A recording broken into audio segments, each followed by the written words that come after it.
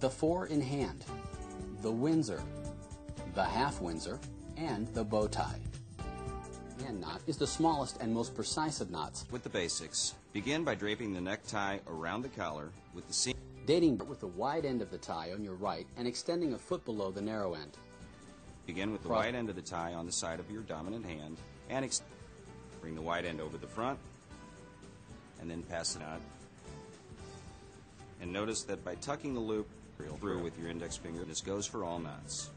Shape your knot, and there you have a nice clean twist to the traditional directions. Why is this necessary? Well, the half Windsor has always on your right and extending a foot below the narrow end. Loop to your right, not your left. This is the new twist. The proper length. Here's a little trick. Start by letting the wide end hang to the edge of the neck. The length of the doubled end should be equal in length to the length of the narrow end tie.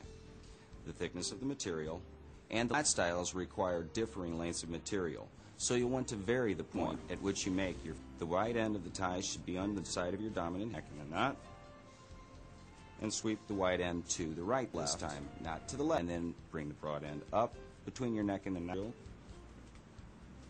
and then draw it up tight. It should either be equal in length or the narrow end a fraction shorter. Remember, the Windsor, if not done properly, start with the wide end of the tie on your right and extending a foot below the narrow right.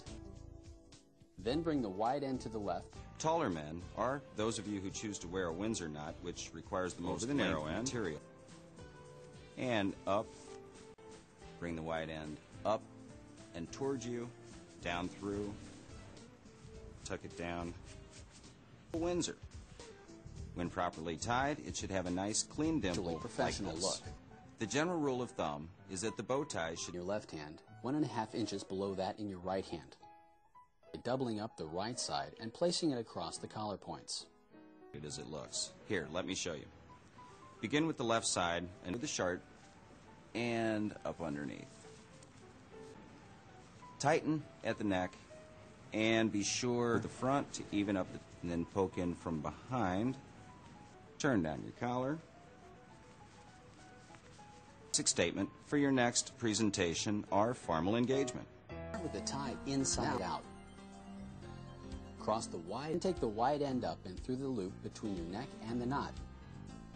The steps involved in tying the shelby are definitely different, particularly and draw the wide end up towards you and down. Press the broad end across the front of the tie from right to left. Draw your material down, shaping, lower your collar, and there you have one final trick you may not be aware of. And this works with all the knots we've shown you. Portion above the knot and pull the material through. Then